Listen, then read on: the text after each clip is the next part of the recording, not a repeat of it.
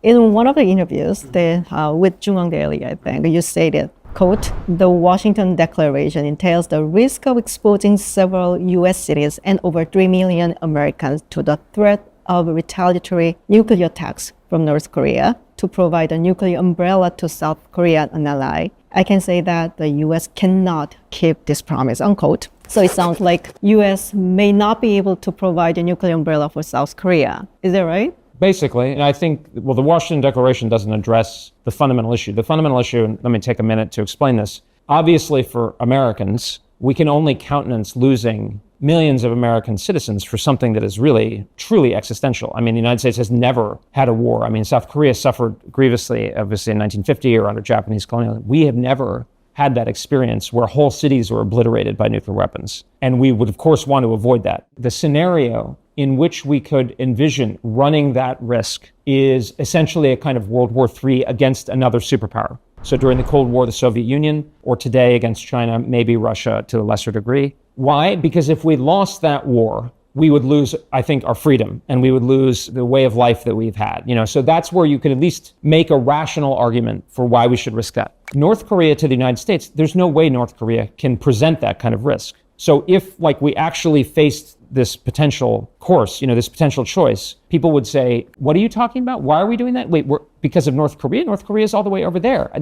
What can they do to us? It used to make sense because the North Koreans didn't have long-range missile capability, and we had missile defenses that could stay ahead. I don't know exactly what the best analysis, because I'm outside of the government these days, but I think we have to assume, given North Korea's progress on its own missile and warhead development, and then Russian assistance potentially, we have to assume that they have capability. And the numbers are big enough that they would pose a real problem for our missile defenses. And while missile defenses have done pretty well in the conventional level, you have to be perfect, essentially, in the nuclear world. So if North Korea launches a bunch of missiles and 5 of them get through and we lose Seattle, Portland, San Francisco, Sacramento, and Los Angeles, wow, that's not success. Here's another thing. In the Cold War, here's something the South Koreans should pay attention to. In the Cold War, there were fallout shelters throughout the United States, and people did duck under their desk drills.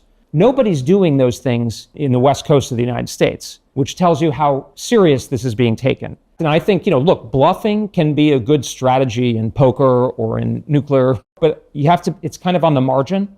Fundamentally, you need to have a strategy that you could actually implement some version of it. And right now, I think we're getting so far from something that could actually be implemented. And my view is, it's not helping Koreans to be giving you false sense of assurance, because American government officials can come over here and work on the Washington Declaration and say whatever they want. But no president is actually going to really do that. Forget about whoever wins in this election. It doesn't make sense. Imagine if it costs 2 to 3 million American lives. So I think it's important. I think we have to have a plausible strategy. I think our alliance with South Korea is really vital. And if North Korea does challenge it, especially with China, which I think is plausible, there is a very serious risk that we would balk. I would recommend that we balk. It would be crazy. But in a situation, you have to balk. Yeah. So, but let's not wait. And then you're like, wait, I thought you promised me. Sorry. Yeah, sorry. Oh, sorry, we were kidding. No, actually, of course, we're not going to do that. That's crazy. And then you're like, wait a minute, now we're really in desperate straits. Hold on. So that's what I'm communicating. So I'm not saying what the answer is.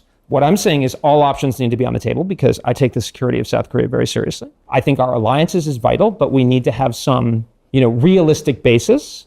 And we need to be understanding of your security situation. And if, based on what you see, how you see the threat, especially given how much responsibility that I think we inevitably will need to insist that you assume, we can't be sort of saying, oh, no, you can't do this or that. We have to be more supportive. And the other thing is, look, Kirk Campbell I think he gave some comments where he said nuclear nonproliferation in Asia has been a great success. And I just think that's an absurd statement. It is absurd and insulting. Nuclear nonproliferation has been a total failure because both North Korea and China are in nuclear breakout. They are dramatically increasing the size and sophistication of their nuclear forces. The countries that we've succeeded in stopping from getting nuclear weapons are South Korea. And then we don't have a credible extended deterrent. Instead, we sign a piece of paper and we send a ballistic missile submarine to Busan, which changes nothing, doesn't do anything. And the whole point of a ballistic missile submarine is to be hidden. So sending it to a port is we are there. Totally pointless.